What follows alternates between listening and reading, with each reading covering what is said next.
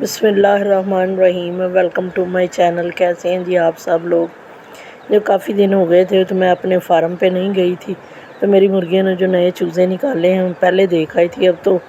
میں جا کے دوبارہ دیکھنا چاہتی تھی، تو آج شام کو میں آ گئی ہوں اپنی کچن ویسٹ اور سبزیوں کے چھلکے وغیرہ لے کے اپنی مرغیوں کے پاس۔ تو وہ آتے ہی میں نے ان کو ڈال دی ہیں اور انہوں نے کھانی شروع کر دی ہیں۔ میں اپنے چوزے دیکھوں کہ ان کی نشو و نما کیسی جا رہی ہے، بڑے ہیں یا نہیں، یا ان کو خوراک کھا رہے ہیں، ماؤں کے ساتھ کیسا رہ رہے ہیں۔ ماشاءاللہ سے ساری مرغیاں ٹھیک ٹھاک خوش باش، اور چوزے بھی میرے ٹھیک ٹھاک ہیں، اور اللہ کا شکر ہے کوئی موٹیلٹی ریشو نہیں ہے، تو صحیح ہے، اپنی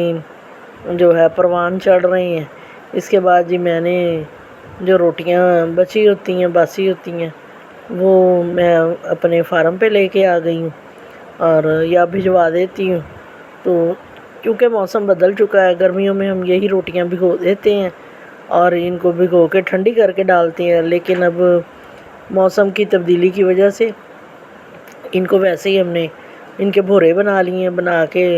اور اپنی مرغیوں کو ڈالے ہیں، کیونکہ جب ہم روٹی ایسے ہی ڈالتے ہیں، باسی روٹی پڑی رہے، اس کی تاثیر جو ہے وہ گرم ہوتی ہے اور طاقت بھی اس کی بڑھ جاتی ہے۔ تو یہ میری مرغیاں تو جی گھر کے جو ہے بچا کچا جو کھانا ہے، کوئی چیز بھی میں ضائع نہیں جانے دیتی، ساری اپنی مرغیوں کو کھلا دیتی ہوں، اپنے چوزوں کو کھلا دیتی ہوں۔ تو میرے چوزوں کو ہم نے دانہ ڈالا ہوا ہے، لیکن وہ یہ روٹی جو ہے وہ چھوٹی چھوٹی باریک بھورے سے بنا کے ان کو بھی ڈالوں گی تاکہ یہ بھی کھا لیں، اور اب تو یہ دانہ اچھا خاصا چگنے لگ گئے ہیں، اور اپنی جو ہے ماؤں نے ان کی ٹریننگ صحیح کر دی ہے، خوب دانہ کھاتے ہیں اور پانی پیتے ہیں اور مٹر گشتی کرتے رہتے ہیں اپنی ماؤں کے ساتھ۔ ابھی ہم نے ان کو کھڈوں میں ہی رکھا ہے، کھڈے بڑے ہیں، تو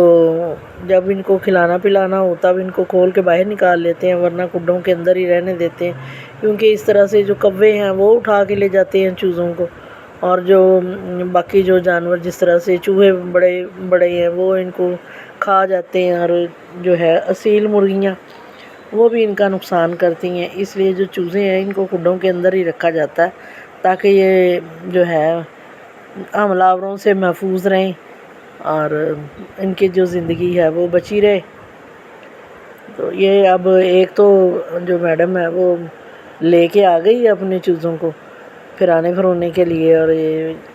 کہ دیکھیں باہر کی دنیا کیسی ہے، تو ہم پھر ان کو بند کر دیتے ہیں شام کو، جب یہ ان کا دل بھر جائے چل پھر کے۔ تو کھڈے ان کے الگ الگ ہی ہیں، 3 مرغیاں جو ہیں بچوں والی ہیں جن کے پاس چوزے ہیں، اور تینوں کا الگ الگ ٹھکانہ ہے، اور وہ اپنے بچوں کو لے کے پھر ایزیلی رہتی ہیں۔ پہلے ہم نے اس طرح سے غلطی سے ایک کھڈے جو تھا وہ ہم نے 2 مرغیوں کو دے دیا تھا،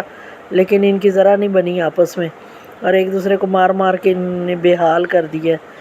تو اب جو باہر اپنے بچوں کو لے کے نہیں آئیں، کھڈوں کے اندر ہی ہیں، تو اب ان کی باری آ گئی ہے کہ ان کو بھی دانہ ڈالا جائے اور اپنا جو ہے بندوبست ان کے کھانے پینے کا کیا جائے۔ تو